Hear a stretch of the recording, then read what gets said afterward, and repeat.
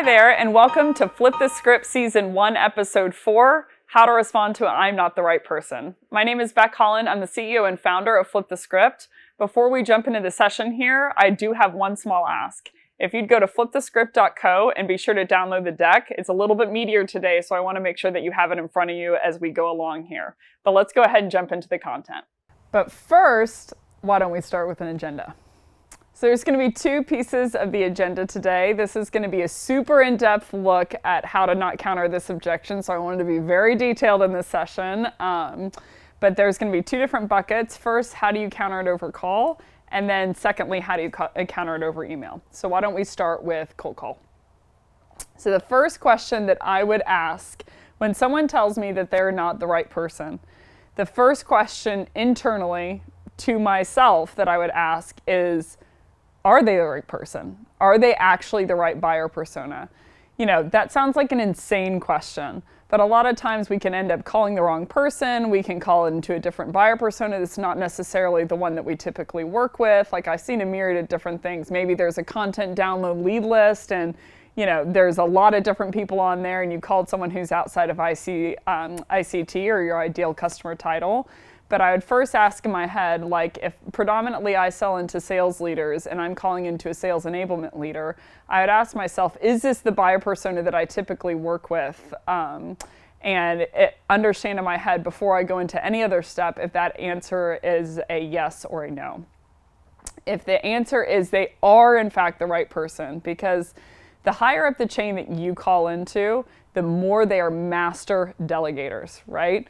Okay, so typically, I have sold into CROs in the past, for instance. A CRO is going to be very, very skilled at delegating out of necessity. So the higher you go up in the channel, the more that you want to delegate things out to. So the last thing that they typically want to do is jump onto a demo of your product, especially if they're high up the chain. So they're going to try to push you down the channel no matter, even if they are the right person that you want to sell into. So if you are selling into CROs, for instance, and this is a CRO on the line, I would go through the following process to say like, okay, this is the actual right person, even though they're telling me that they're not.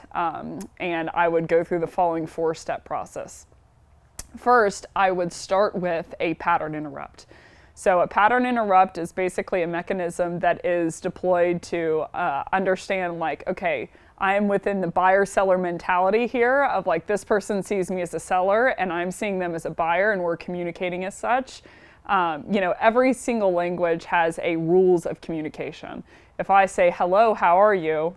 The natural response is, I'm good, how are you? Or if I say, I'm sorry, then you would say, no problem. Or if I say, thank you, the natural response would be, you're welcome. So there are rules of communication that we all live and, breathe by, especially within the buying and selling world. So, for instance, if I tell someone to send me an email, the typical response is going to be, okay, I'll do that. Or, worst case scenario, what would you like to include in that email?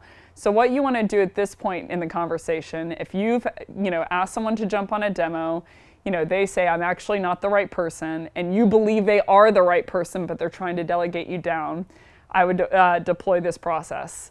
I would pattern interrupt by saying like, okay, I need to get out of this buyer-seller, mode that they're in their head. So I would say, can I level with you? I've been hearing I'm not the right person a lot recently. So first things first, you want to say, can I level with you? And, get their confirmation or their consent. And they'll say, yeah, go ahead. And I would say, I've been hearing I'm not the right person a lot recently. The second piece that I would go to is I would transition into what I call elephant in the room. So this is basically, elephant in the room is you calling out the reality, reading between the lines and calling out the reality of your best shot on goal of what you think is actually going on in the situation. I see a lot of reps actually avoid this. They don't want to say the truth even when they know the truth because it's not a good outcome for them. But the quicker that you can deal with something like this, the better, because it helps, number one, call out the reality of what's going on.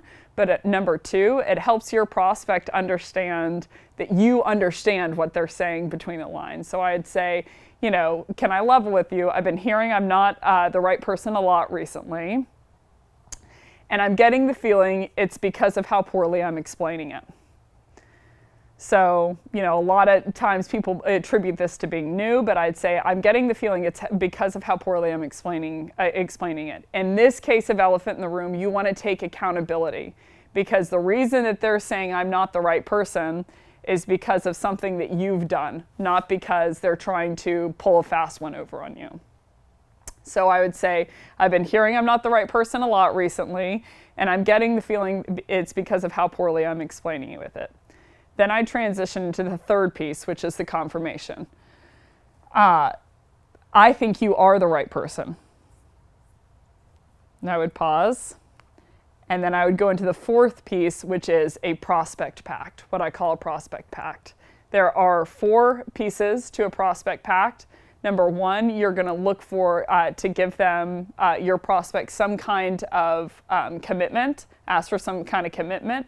Number 2, you're going to give them some kind of agenda, what's going to happen in that commitment. Number 3, you're going to go into the outcome of that agenda once they go through it.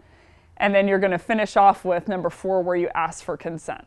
So again, in review, in the prospect pack, you're going to give ask for some kind of commitment, go into the agenda of that commitment, go into the outcome of that commitment, and then you're basically going to ask for consent. And so this is really helping your prospect understand what you want and what the boundaries of the conversation are. So when they agree to this thing, then they can't get mad at you whenever you start to do it.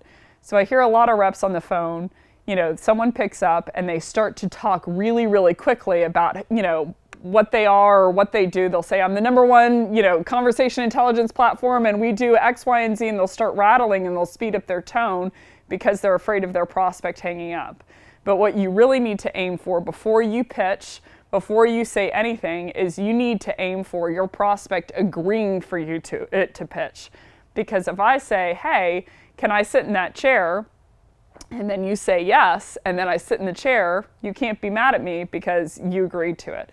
So in my experience at this point in the funnel, whenever you pitch a prospect pack and get your prospect to agree to whatever the agenda is here, then it is a 90 to 95% conversion rate that they will say, yes, you can go ahead and give me your 20-second elevator pitch.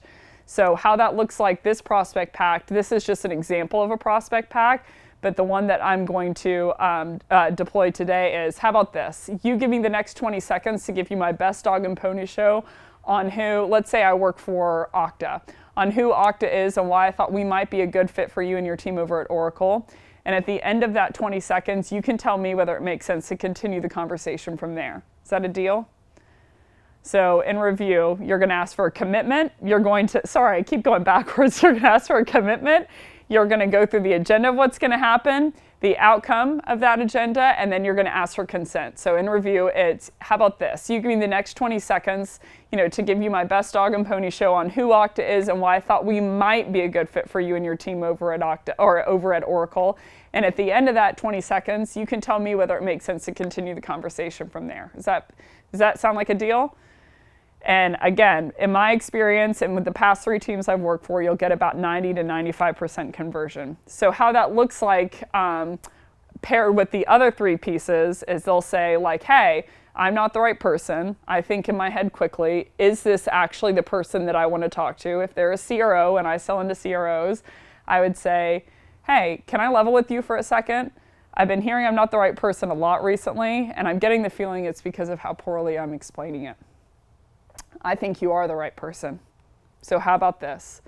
You give me the next 20 seconds to give you my best dog and pony show on who Okta is and why I thought we might be a good fit for your team over at Oracle. And at the end of that 20 seconds, you can tell me whether it makes sense to continue the conversation from there. Does that sound like a deal? So you want to, shatter through basically this objection that they've given you, attribute it to you and your ability to not effectively sell, tell them that, reconfirm to them that you do think they're the appropriate person. Always go through the elephant in the room step first before you do that, because you don't want to invalidate their objection, and then go through the 4 pieces of a prospect pack. So that's what you should do when it is the right person. But let's talk about what you should do when it's not. So for whatever reason, there's several times where I have been cold calling, or reps of mine have been cold calling, who are on the team have been cold calling, where they are calling into someone and it is not the right buyer persona. Maybe it was a content download lead list and they accidentally called the wrong buyer persona, on the line. Or let's imagine that maybe it is the right person in title, but they in truth, because of a certain variable, are not the right person. Whenever people are going into investigative crime scenes, and if they have two people who are witnesses or who are part of the scene, they typically will bring them in and they will divide them into two separate rooms and they will ask them a litany of questions. The reasoning being is they want to ask them as many questions as they can, because the more and more details they can get on an account of what happened, the theory is that somewhere in those details they will catch a logical fallacy, or it will out if something is the truth or not. So when it comes to something being the truth, typically one of the litmus tests for something that is true and untrue is the level of detail someone has to provide to you. So someone's saying, it's not the right time, versus it's not the right time right now, we're actually going to buy this kind of software in Q3, reach back out to me on October 13th, because that's going to be the time that we're going to kick off the RFP. They're both the same objection of not the right time, but one has a lot more teeth to it. One has a lot more detail, and one is more likely to be true. So the more detail someone can give you to a certain scenario, then typically it's going to bump up the likelihood that it's the truth. So if they're not the right person, they say, I'm actually not the right person, there's someone who's handling this kind of software purchase and we're in RFP right now, their name is blank, blank, blank, you should reach out to them. That's a case scenario where I'm like, okay, this is truly not the right person. So in any case, there are three different kinds of not the right person objections when they truly aren't. Number one, they say, I'm not the right person and I don't know who is. Number two, they say, I'm not the right person, and they just pause, nothing else. And number three, I'm not the right person, and they actually give you a name. So in my experience, I'm not the right person, and they just pause with nothing else, and I'm not the right person, and I don't know who is. If they're so proactive to say that they don't know who is, basically go away, you annoying sales rep, because I don't know who's the right person, are the two more likely. But in some case scenarios, they'll actually give you a name. I'm not the right person, but actually John is. So let's start with I'm not the right person and I don't know who is. There are three different case scenarios. All three of these are going to lead to the same line of basically you thanking prospect A, who's truly not the right person, for the direction, and you want to let them know. Why don't we start there? Let them know if you're able to set up some time. So all three of these cases are going to lead to the same Mary Brick Road, but let's start with the first one of I don't know who is. So if they say, I'm not the right person actually, and I don't know who is, then this person is really communicating to you that they don't want to talk anymore. Like if they're going out of their way to say like, I have no idea who the right person to get in contact is, they're getting ahead of your counter because they know that that's the next question that you're going to ask. So I would just simply tell the person, no worries, I'll do a bit of digging and see who might be relevant for this. Thanks for the direction, and I'll let you know if I'm able to drill up some time with anyone. So in this case scenario, you basically just want to let them off the hook and say like, thanks, I'm going to go ahead and do the work of finding out who the right person is. And you want to thank them so that this all, like the user journey feels like, hey, we're friends. But you want to give them this last key line. I want you to notice this at the bottom of the screen. I'll let you know if I'm able to set up some time with someone. Essentially what you're doing there is you're binding yourself to this first prospect. Who's prospect A, who's truly not the right person. I think a lot of people, when they're prospecting into account, they view when they're talking to someone who isn't relevant to the scenario or someone who isn't within the core job function, they'll say, okay, I'm going to like pump them for information. I'm going to get them out of my way. No matter who you're talking to, quick tip, no matter who you're talking to, whether that's a CRO, that's a CEO, that's an intern, that's a vice president of human relations, that's someone who, whatever, cleans out the dust between the keys on a laptop. You want to treat everyone with respect. It's a long-term game, but it helps everyone know internally, regardless of who you're talking to, that you have respect for them. And so it warrants that relationship where they want to respect and do things, like quid pro quo for you. But even with that out of the way, you always want to respect people and treat people with respect and with the utmost courtesy whenever you meet them. You never know who you're talking to. And even if you aren't talking to someone quote unquote important, it's always the right thing to do. So you want to build a relationship and you want to build a name for yourself that you're the kind of person that people can call whenever they have a flat tire on the highway. Or you're the kind of person that's going to help someone, no questions asked. Or when nobody's looking, you're the person that's going to help someone because it's the right thing to do. But when it comes to prospecting, it becomes one of your secret weapons if you're doing it for that reason alone. For prospecting, it also can be a very, very valuable tool. So whoever you're talking to, regardless of if they're the right person or their sales enablement and you really need to talk to sales, or their sales and you really need to talk to sales enablement, you always want to treat that first person with respect, because a lot of times they can end up being a champion for you. They can be someone who can actually help with the deal. They can help get you an intro, or they can help get you passed along the right way. So there's no time wasted in treating someone really, really well. So even if they go proactively and say, like, I'm not the right person, I don't know who is, I'd say, no worries, I'll do a bit of digging and see who might be more relevant. Thanks for the direction, and I'll let you know if I'm able to set up some time, signaling to them that, like, you'll let them know if you're able to set up some time. So then in the case scenario where you're not able to set up some time, you can go back to that person. And a lot of times, again, this could just be my experience and the teams that I've worked with, that person has ended up getting me into the right room because of the rapport that we had built with one another. So even if you wanted to side skate that it's the right thing to do, it actually will help you with prospecting. So I'd always suggest starting there. Now let's go on to, I'm not the right person, and they just pause. Okay? This is over cold call again, reminder. So I would ask them the question of, any idea who the best person might be? There's going to be two answers to that question. They're going to say yes or no. If they say no, I have no idea who the right person might be, I'd say, thanks for the direction. I'll let you know if I'm able to set up some time. And if they say yes, then we're going to go to the next slide. We're going to go to the next slide of basically the things that ideally we would want. There are 5 different things that you would want from someone if they do know who the right person is with ascending prevalence. So if someone says they're going to if someone does know who the right person is, you want to deploy these questions in this order to try and get the most likelihood for conversion. The strongest introduction is if your contact makes an introduction to the right person with you in CC, that you'll take it from there. So let's imagine prospect A is the first person that you're talking to who's truly not the right person, and prospect B is the one who is truly the right person. So you want to talk to prospect A, and you say, hey, any chance you know who the right person is? And they say, yes, I actually do. It's Linda. And I say, great. Well, you kind of know the rules of the game here in sales. Would you mind making an introduction with me in CC, and then I'll just take it from there? Chances are you have a great relationship with Linda, and like, if you're willing to do that, that would be really, really helpful to me.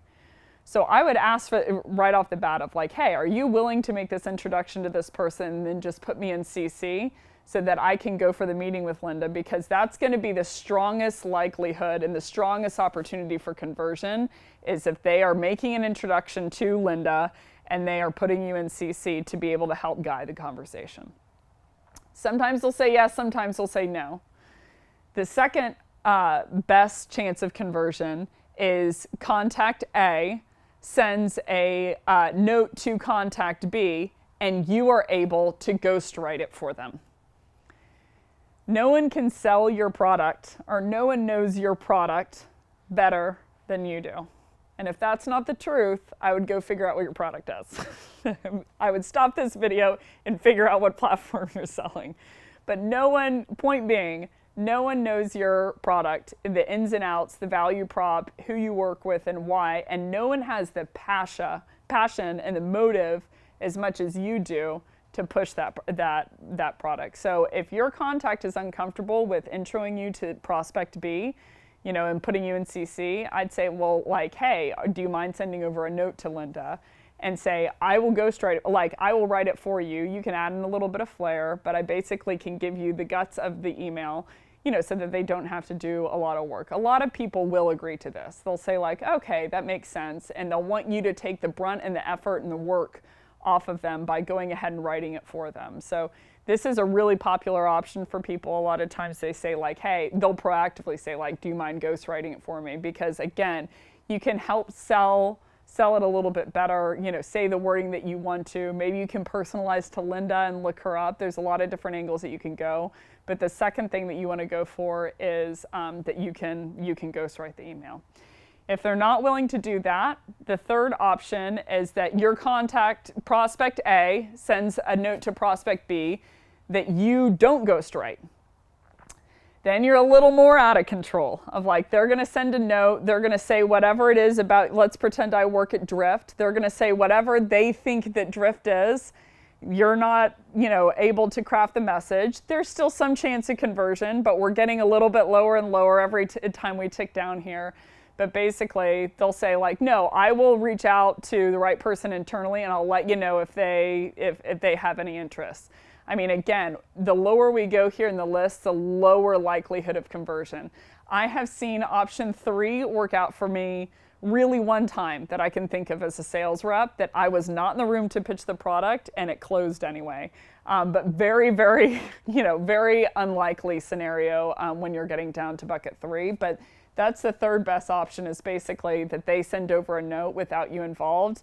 And then you can just run a follow-up game or some kind of follow-up cadence to your prospect to see, if there's any kind of update and add value along the way.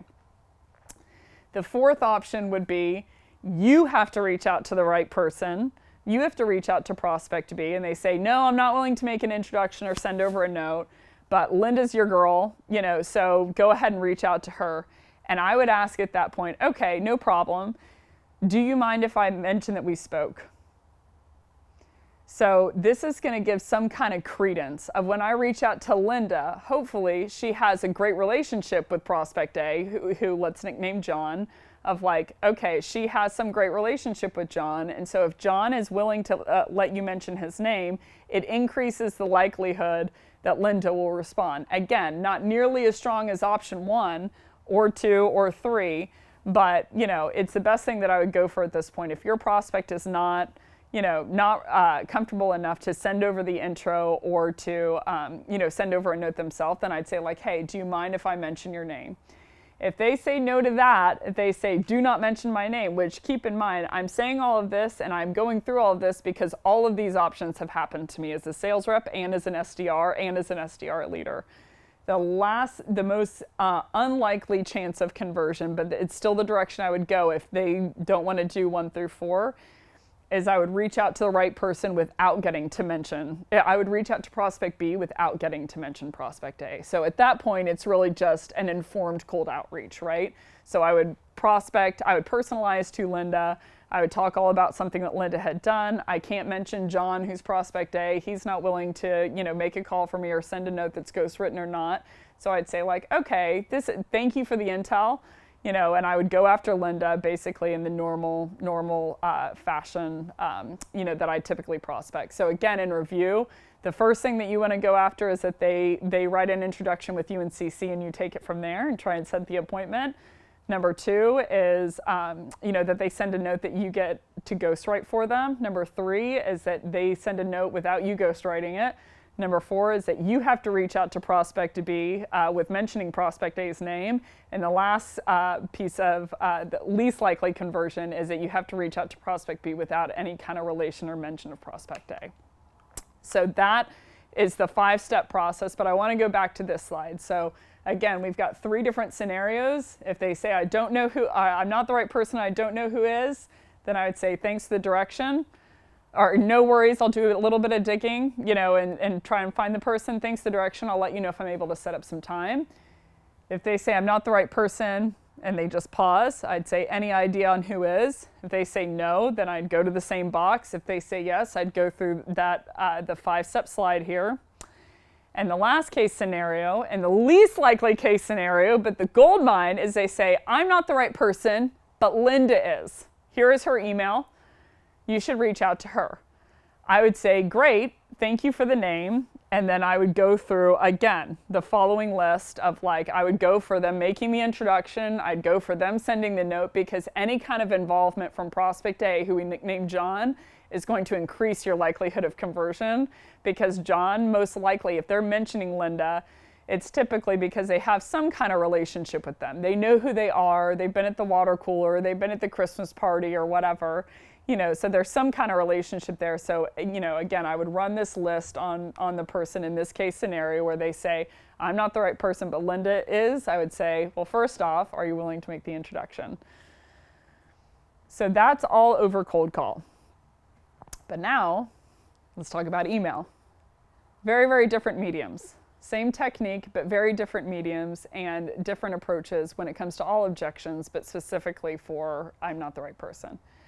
The first thing I would do over email, if I were to get this objection, is I would try to call them 3 times and follow the above talk track. So again, the most likely chance of conversion is going to be if you're talking to someone on the phone. It's very, very difficult. Again, could just be in my experience, but it's difficult to counter over email in any case scenario. Doesn't mean it can't be done, doesn't mean it can't be done well, but it just makes it a little bit harder if you're not able to connect with someone and share that voice experience. So I think, I can't remember what the breakdown is, but it's 65% is, body language, 30% or, whatever is tonality. And then 5% is the words you say. I don't know the exact numbers, but it holds true of if you are just writing over email, you essentially don't have body language to help you communicate, and you don't have tonality to help you communicate. All you have is the words you say.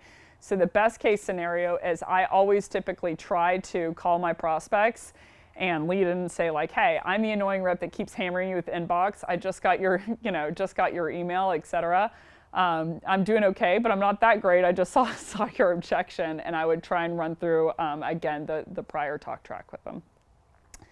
If you cannot get a hold of them, which is sometimes that's a big case scenario, right? So there aren't available direct dials all the time. Sometimes you can't find the right phone number. Phone numbers are usually less accessible than an email really is.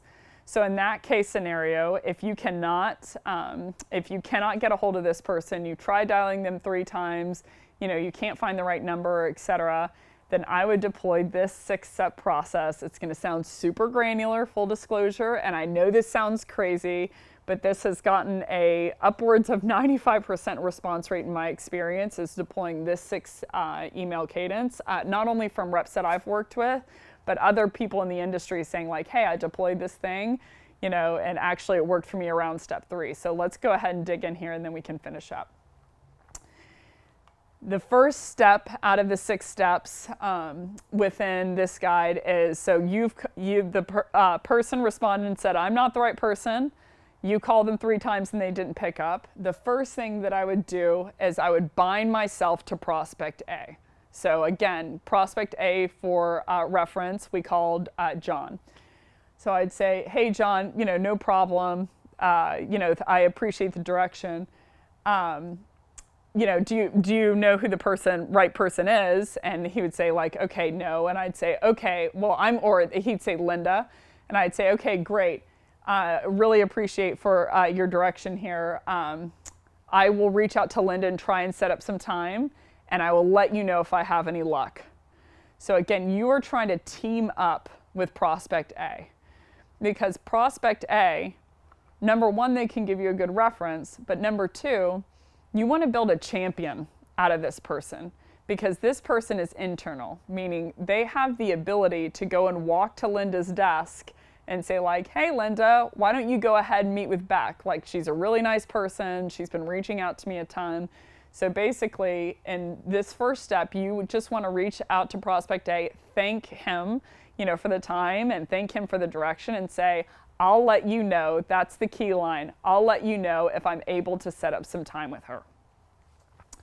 Step 2 is you basically want to reach out to prospect B, so this is Linda, for the first time, and you want to give a reference of your conversation with John. Say like, hey, me and John spoke earlier and he mentioned, suggested that I reach out to you because all of the sales enablement effort is under your umbrella, kind of stroking the ego a little bit. And then you want to develop a custom pitch for Linda. In no case scenario, the biggest mistake that I see in the referral game or the reference game when people are trying to get intros to prospects is that they assume because they built rapport with John, that they have built rapport with Linda.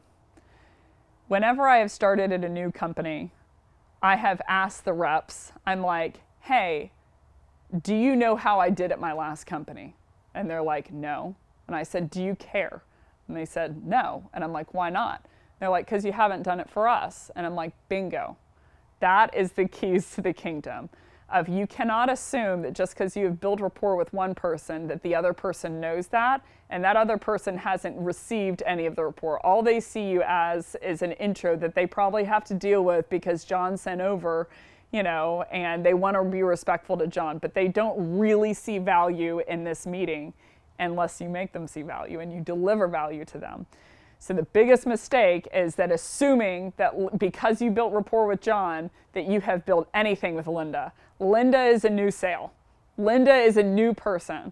So just like you personalized to John and made everything relevant to John, you need to do the exact same process for Linda. So I would start with the reference for step number 2 and say, hey, hi Linda, reason for my outreach is I was talking to John Whitaker the other day, and he had said great things about you and, a little bit about whatever, conversation intelligence. And he had said great things about you and suggested I reach out to you because all of the sales enablement efforts over at Drift, roll up to you, lie under your umbrella. But more importantly, I saw this article that you wrote on LinkedIn where you're talking about scaling effective teams. One line that really gripped me whenever I was taking a look was, it all comes down to great conversations, and I would personalize the email from there. So again, you've built a little rapport with John, but you want to not even consider that. You want to go straight into Linda and say like, hey, this is a new ball game. This is a new person. I haven't built anything with Linda, and so I need to personalize this email. I need to really hook it to what she cares about in terms of buyer persona and basically run my most, properly aggressive game in terms of customization so that I can hook her. So let's say that email 2 to Linda, the first email that Linda's received doesn't work. She doesn't respond. So you're then going to transition. Your third email is going to be again to Linda. And you're going to take accountability for the email not working, and you're going to go into another custom pitch. I would say, hey, Linda, reason for my outreach, and I would multi-thread. I would reply to email 2 that you've sent her and say, hey, Linda, reason for my outreach is I was reading an article the other day about being relevant to your buyer persona, and I got convicted about the message I sent to you. With your permission, I'd like another shot to earn some of your time, and I'd go into a custom pitch. So again, you want to take accountability for the reason of why she didn't respond to the above email, which you've multi-threaded to, and then go into a custom personalized pitch that I review in another session on cold emails if you want to check out how to pick out a personalized pitch and to hook it. If that doesn't work, you then want to reach back out to John, to prospect A, and say, hey, John, because in step 1, you said, I'll let you know if I can get a hold of her. You haven't gotten a hold of her, so guess what you're going to do? You're going to step back in part 4, and you're going to say, hi, John, reason for my outreach is I reached out to Linda a couple of times, and I don't think that I hit the mark because I haven't gotten a response yet. And I would ask him for advice, any idea of what direction I should go. So again, the key here is you want to take accountability for why Linda didn't respond and not sound like a tattletale. You don't want to say, Linda didn't respond to me because she's not very nice. The reason Linda didn't respond is not because she's not nice, it's because you weren't relevant, right? So you want to say, I tried reaching out to her a couple times, but I feel like I must have missed the mark because I must have missed the mark and wasn't relevant because I haven't gotten a response from her. Any advice or direction of where I should head from here?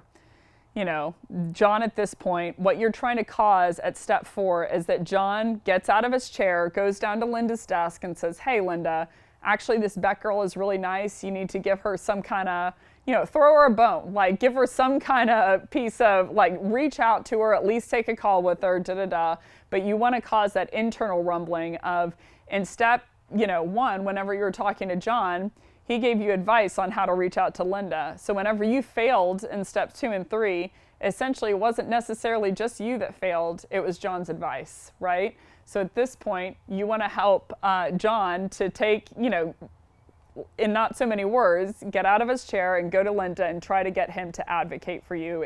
But again, I wouldn't mention that. I would just say, I missed the mark, any advice and direction on where I should go. The mentee chair that I mentioned here on the board is very, very powerful.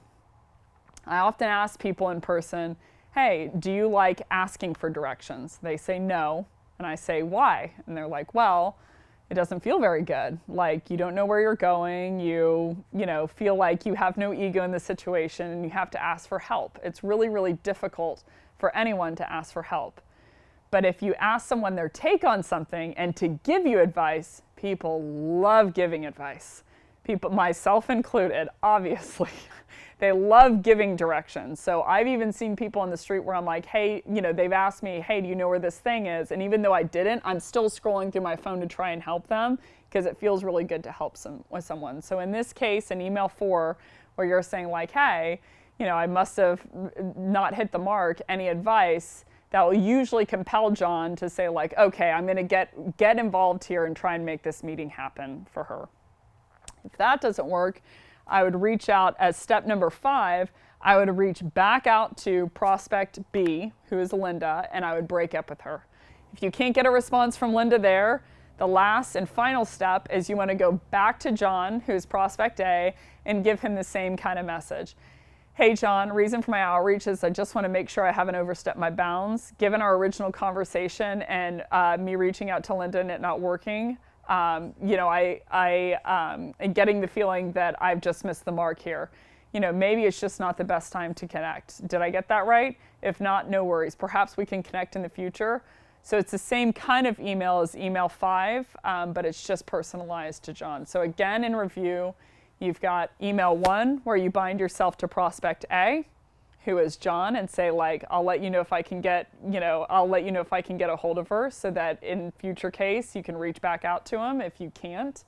Email 2, where you talk to Linda and you basically use John for reference, but customize to Linda and build rapport with her. Email 3, where you respond back to email 2 with Linda, take accountability for it not working, and go another custom pitch. Email 4, where you reach back out to John, who's prospect B, and you say, you take a little bit of accountability of it not working with Linda and ask him for any direction.